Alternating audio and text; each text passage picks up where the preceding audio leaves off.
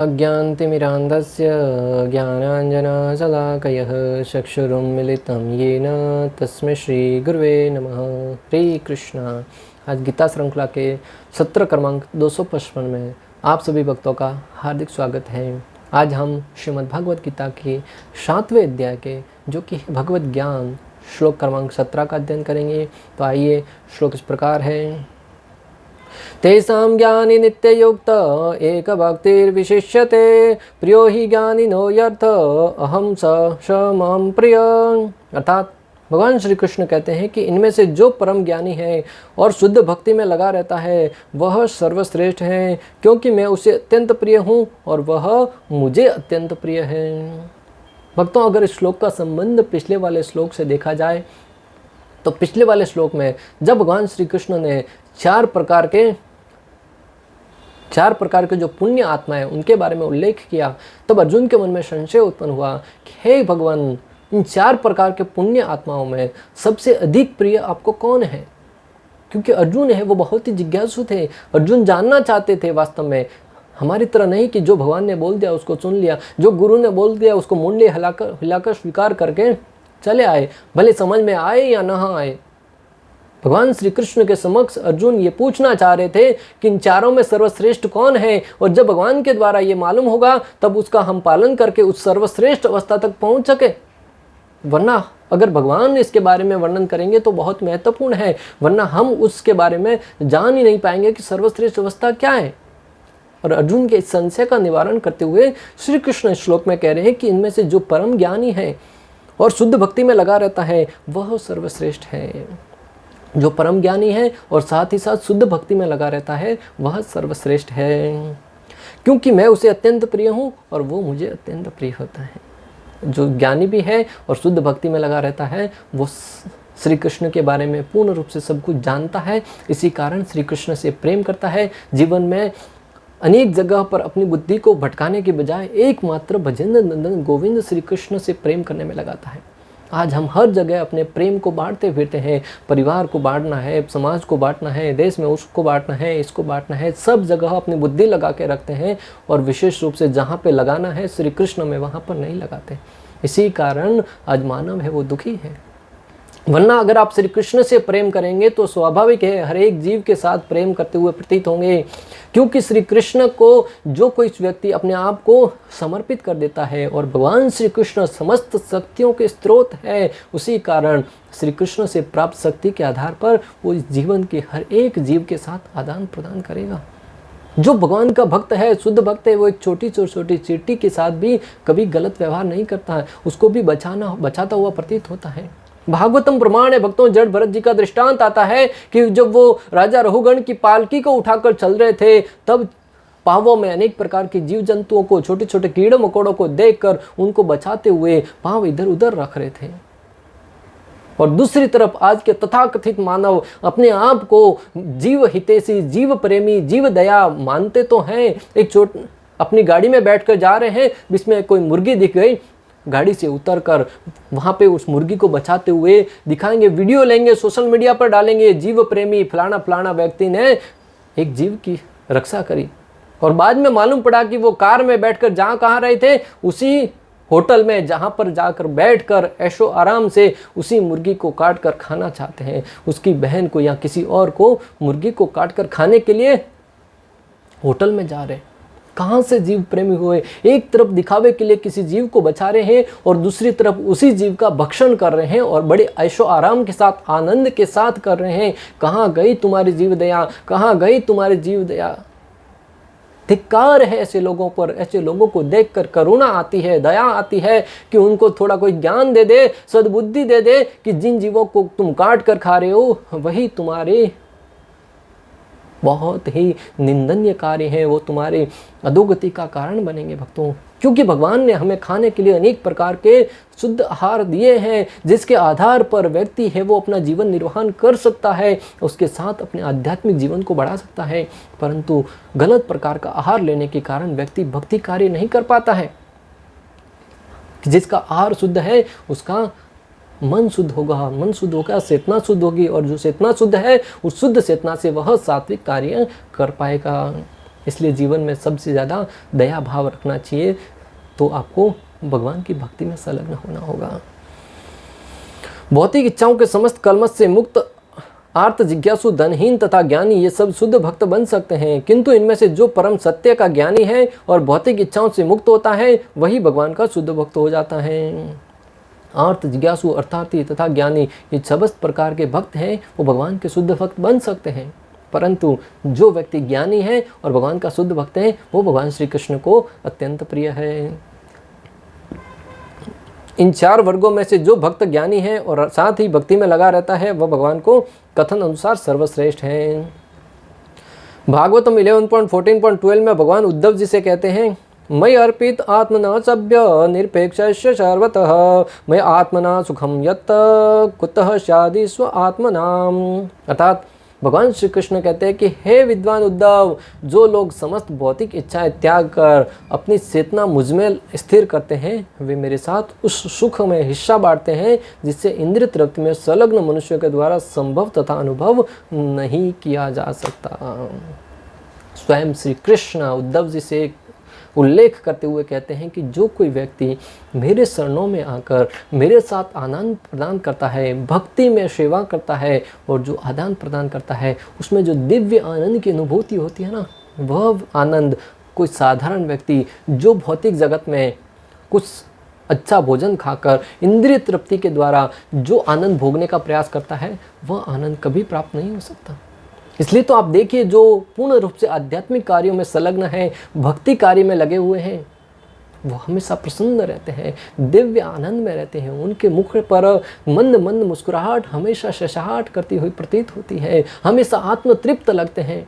और दूसरी तरफ बड़े से बड़े धनवान व्यक्ति, बड़े से बड़े ऐश्वर्यशाली व्यक्ति, सब कुछ संपन्न होते हुए भी हमेशा उदास, निराश, हताश लगेंगे। बड़े बड़े धनवान व्यक्ति हैं, वो अंदर ही अंदर जलते हैं दूसरे की प्रतिष्ठा को देखकर, दूसरों की प्रगति को देखकर।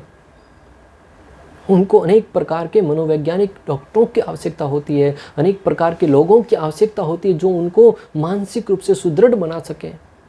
और दूसरी तरफ कुछ ही प्रकार का धन नहीं होते हुए भी भक्त है वो हमेशा आत्मतृप्त रहता है, हमेशा उनका मुख है वो तेज में रहता है। और दूसरी तरफ जो अनेक प्रकार के कॉस्मेटिक या अनेक प्रकार के आवरण द्वारा, मेकअप द्वारा अपने चेहरे को सजाना चाहते हैं, घंटों घंटों शीशे के सामने बैठकर मुखमंडल को सहारना चाहते हैं, परंतु फिर भी उनके अंदर की जो हताशा है, निराशा है, वो मुख पर झलक ही आती है, दिख ही जाती है। कितना ही कैमरे के सामने आकर अनेक प्रकार के सुखी होने का दृश्य क्यों न करे, परंतु अंततः उनके हाव भाव से वह दृश्य प्रकट हो ही जाता है कि वो कितने निराश हैं, हताश हैं। तभी तो वो मादक द्रव्यों का सेवन करने में समय लगा रहे हैं, तभी तो वो अनेक प्रकार के जुआ खेलने में, मांसाहार करने में करके वहाँ से आनंद प्राप्त करना चाहते हैं।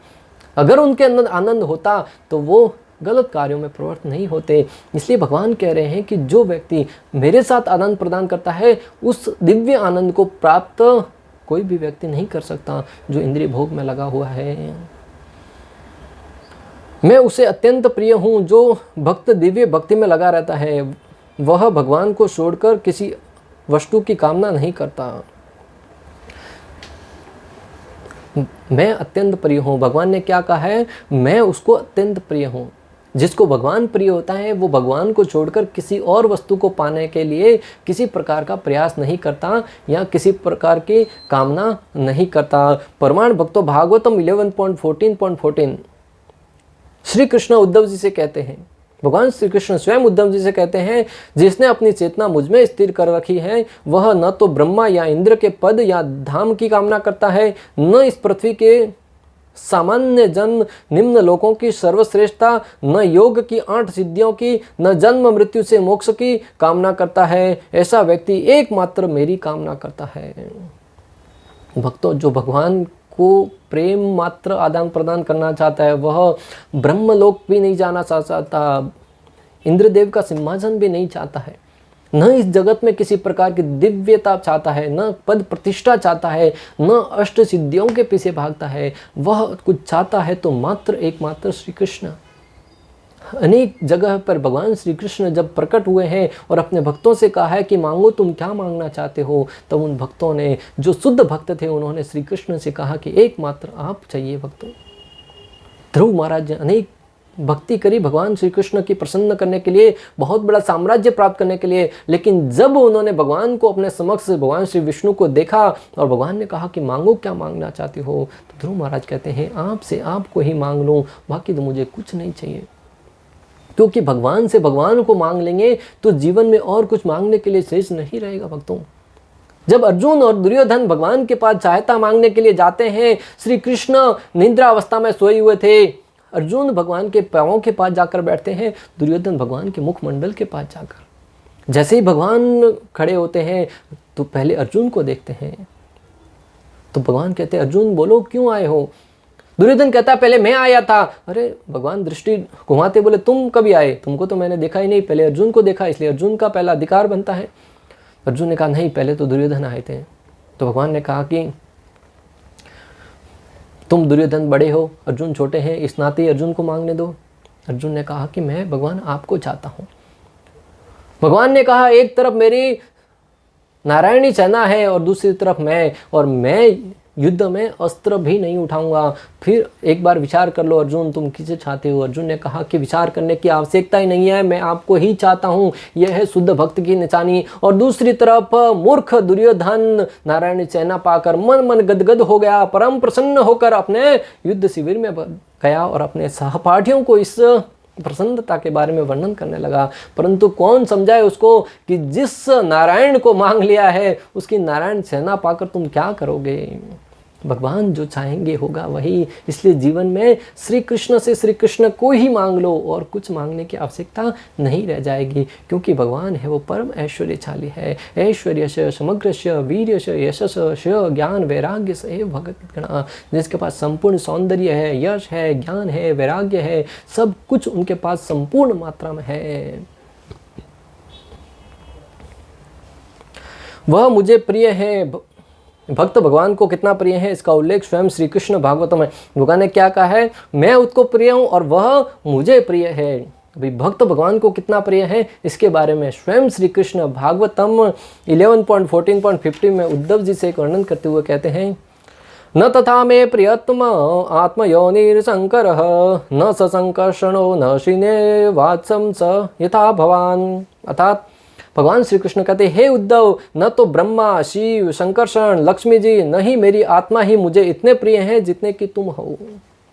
भगवान का भक्त भगवान को कितना प्रिय होता है भक्तों, इसके बारे में स्वयं भगवान उद्धव जी से कहते हैं कि मुझे ब्रह्मा जी जो भगवान के प्रथम जीव है, इस सृष्टि के भगवान के प्रथम पुत्र हैं, वो भी भगवान को इतने प्रिय नहीं है जितने कि भक्त है। शिव जी भी भगवान को इतने प्रिय नहीं है। शंकरषण जो भगवान का विस्तार है वो भी प्रिय नहीं है। लक्ष्मी जी जो स्वयं भगवान की अर्धांगिनी है, हमेशा भगवान के शरण कमल दबाती रहती है, वह भी भगवान को इतना प्रिय नहीं है जितना स्वयं श्री भगवान श्री कृष्ण कहते स्वयं मैं भी अपने आप को इतना प्रिय नहीं हूँ जितना कि तुम हो। अर्थात भगवान को भक्त है वो ब्रह्मा जी, शिव जी, शंकरषण, लक्ष्मी जी, और स्वयं भगवान से भी अधिक प्रिय कौन है, भक्त। भक्तों के वश में है भगवान, भगवान है वो भक्तों के वश में हो जाते हैं। तो भक्तों इस बात को जानकर अगर आप आज भी भक्ति में नहीं लगते तो हमसे बड़ा दुर्भाग्यशाली कोई नहीं होगा, क्योंकि भगवान को सबसे अधिक प्रिय है अपने भक्त। और इसका प्रमाण भक्तों भगवान ने हर जगह आकर अपने भक्तों की रक्षा करने के लिए हमेशा उतारू रहे हैं, और अपना मान घटाकर भी भक्त का मान बढ़ाया है, अपनी प्रतिज्ञा तोड़कर भी भक्त की प्रतिज्ञा पूर्ण करी है। ये सब सिद्ध करता है कि भगवान अपने भक्तों से अत्यंत प्रेम करते हैं। बिना किसी स्वार्थ के निस्वार्थ भाव से भगवान प्रेम करते हैं भक्तों के साथ, क्योंकि भगवान भक्त है वो भी भगवान को मात्र अपने से ज़्यादा भगवान से प्रेम करते हैं। श्रील मध्वाचार्य कहते हैं कि जिस प्रकार एक व्यक्ति गरीब भिखारी को दान देने के लिए अपने तथा अपने बच्चों के हित की उपेक्षा कर देता है, इसी तरह भगवान उस असहाय भक्त को वरीयता प्रदान करते हैं जो अपने के प्रभाव पर ही निर्भर रहता है। मध्वाचार्य कहते हैं कि जिस प्रकार एक जो प्रामाणिक गृहस्थ व्यक्ति है, अगर उसके द्वार पर कोई भिखारी भिक्षा मांगने के लिए आ जाए तो अपने परिवार की और स्वयं की भी परवाह किए बिना, घर में भले एक्स्ट्रा है नहीं है, वो दान उनको दे देता है। उसी भांति भगवान है वो अपनी और अपने निजी जनों की परवाह किए बिना उन भक्तों को विशेष ध्यान रखते हैं जो असहाय भाव में भगवान के ऊपर ही निर्भर हैं, भगवान के ऊपर पूर्ण रूप से निर्भर रहते हैं। तो जो असहाय भाव में भगवान को पुकारता है, भगवान निश्चित रूप से उनकी सहायता करते हैं। द्रौपदी ने असहाय भाव में भगवान को पुकारा, हे कृष्ण, हे गोविंद, हे भजेंद्र नंदन, दोनों हाथ ऊपर उठाकर जब भगवान को पुकारा, श्री कृष्ण एक ही क्षण में वहां पर प्रकट हो गए। भक्तों, जब गजेंद्र ने भगवान श्री कृष्ण को पुकारा असहाय भाव में, तब भगवान श्री विष्णु है वो गरुड़ पर आसीन होकर वहां पर प्रकट हुए और उनकी सहायता करी। अनेक प्रमाण, जहां कहीं भी भक्त ने भगवान को पुकारा है, भगवान वहां पर निश्चित रूप से उपस्थित हुए हैं। ज्ञान की खोज करते रहने से मनुष्य को अनुभूति होती है कि उसका आत्मा उसके भौतिक शरीर से भिन्न है। और ज्ञानी क्यों प्रिय भगवान को? ज्ञान की खोज करते रहने से व्यक्ति को मालूम पड़ता है कि आत्मा शरीर से भिन्न है, अर्थात मैं शरीर नहीं, मैं आत्मा हूँ।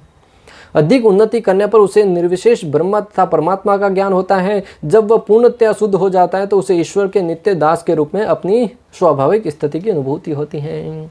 और जब व्यक्ति को प्रारंभ में मालूम पड़ता है कि मैं शरीर नहीं, मैं आत्मा हूँ, और थोड़ा ज्ञान अर्जित करता है, तब मालूम पड़ता है कि ब्रह्म है और परमात्मा है। और जब और उन्नति करता है तब अपनी वास्तविक स्थिति मालूम पड़ती है कि इससे भी ऊपर परम ईश्वर श्री कृष्ण है और मैं उनका शाश्वत दास हूँ और मुझे उनकी सेवा में लगना चाहिए। इस प्रकार वो अपनी वास्तविक स्थिति को प्राप्त करता है। इस प्रकार शुद्ध भक्त की संगति से आर्त जिज्ञासु, धन का इच्छुक तथा ज्ञानी स्वयं शुद्ध हो जाते हैं। इस प्रकार जो प्रमाणिक शुद्ध भक्त हैं, उनकी संगति से आर्त जिज्ञासु और आर्त जिज्ञासु अर्थात तथा ज्ञानी, ये सब भगवान श्री कृष्ण के शुद्ध भक्त बन जाते हैं। किंतु प्रारंभिक अवस्था में जिस व्यक्ति को परमेश्वर का पूर्ण ज्ञान होता है और साथ ही जो उनकी भक्ति करता रहता है, वह व्यक्ति भगवान को अत्यंत प्रिय है। ये सारे के सारे लोग आर्त जिज्ञासु अर्थात तथा ज्ञानी, ये सब तो भगवान धीरे धीरे शुद्ध अवस्था प्राप्त कर लेते हैं, जैसा कि पिछले श्लोक में हमने पढ़ा। परंतु जो प्रारंभ में ही पूर्ण ज्ञानी है और शुद्ध भाव से भगवान की भक्ति करता है, वह भगवान को अत्यंत प्रिय है। अगर आज आप और हमको श्रीला प्रभुपाद की कृपा से, आचार्यों की कृपा से श्री कृष्ण की भक्ति प्राप्त हुई है, जो ज्ञानी जन, जो तपस्वी जन हजारों साल तपस्या करने के उपरांत ब्रह्म परमात्मा के बारे में मालूम करके फिर उनको मालूम पड़ता है कि श्री कृष्ण परमेश्वर है और उनकी शरण ग्रहण करते हैं। दूसरी तरफ आज अनेक लोग प्रभुपाद जी की कृपा से, अनेक भक्तों की कृपा से प्रारंभ में ही मालूम पड़ा कि श्री कृष्ण परम ईश्वर है और उन्हीं की शरण में जाना हमारे जीवन का उद्देश्य है। और इस भाव से कोई भगवान की शरण ग्रहण करता है, वह भगवान को अत्यंत प्रिय है। आज एक भक्त परिवार में जन्मा नन्हा था बच्चा, 5 साल का बालक है, उसको भी पूछे कि ईश्वर कौन, कहेगा कृष्ण। और दूसरी तरफ समाज में अपने आप को बड़े दार्शनिक मानने वाले, बड़े विद्वान मानने वाले, प्रकार पंडित मानने वाले से पूछे भगवान कौन, कहेगा शिव जी भगवान, ब्रह्मा जी भगवान, देवी भगवान, ये गुरु जी भगवान, ये बाबा जी भगवान, सबको भगवान, इंद्रदेव भगवान, सबको भगवान बनाते बैठेगा। और दूसरी तरफ एक भक्त परिवार में जन्मा नन्हा सा बालक कहता है कि श्री कृष्ण परम ईश्वर है। तब भक्तों समझिए कि भगवान को कौन प्रिय होगा, वो विद्वान या एक नन्हा सा बालक। स्वाभाविक है कि वो बालक जिसको पूर्ण श्रद्धा है, पूर्ण ज्ञान है कि श्री कृष्ण ही ईश्वर है और इसकी घोषणा हर जगह पे हुई है, ब्रह्मा जी करते हैं, शिव जी करते हैं, हर शास्त्रों में उनकी घोषणा है, वो पूर्ण रूप से एक सम्मत हुई है। असीत, देवल, व्यास, नारद मुनि, हर एक बड़े से बड़े प्रखार पंडित, बड़े से बड़े विद्वानों ने इसकी घोषणा करी है कि श्री कृष्ण है वही परमेश्वर है। जिसे भगवान की दिव्यता का शुद्ध ज्ञान प्राप्त होता है, वह भक्ति द्वारा इस तरह सुरक्षित रहता है कि भौतिक कलमश उसे छू भी नहीं पाते। जिसको भगवान श्री कृष्ण के बारे में दिव्य ज्ञान हो जाता है, परम ईश्वर के बारे में वास्तविक ज्ञान हो जाता है, उसे भौतिक कलमश है वो ग्रसित करना तो दूर की बात है, उसको स्पर्श भी नहीं कर पाते। जिस प्रकार छाता पकड़े व्यक्ति को पानी की बूंद है वो स्पर्श नहीं कर पाती, उसी भांति जिसको ये ज्ञान है कि श्री कृष्ण है वो परमेश्वर है, उस और उनकी सेवा में लगना ही हमारा वास्तविक उद्देश्य है, उसको ये जो भौतिक कलमश है अनेक प्रकार के, वो उनको स्पर्श नहीं कर पाते हैं। और वो दिव्य भक्ति में लगकर, दिव्य साधना में लगकर अपनी वास्तविक चेतना को प्राप्त करके भगवान की भक्ति में लगा रहकर अपनी वास्तविक स्थिति को प्राप्त करता है। इसलिए भक्तों, श्लोक का सार यह है कि हमें पूर्ण रूप से भगवान श्री कृष्ण को जो प्रिय है, जो सर्वश्रेष्ठ भक्त है, उस अवस्था को प्राप्त करना है। उस अवस्था को प्राप्त करने की विधि क्या है?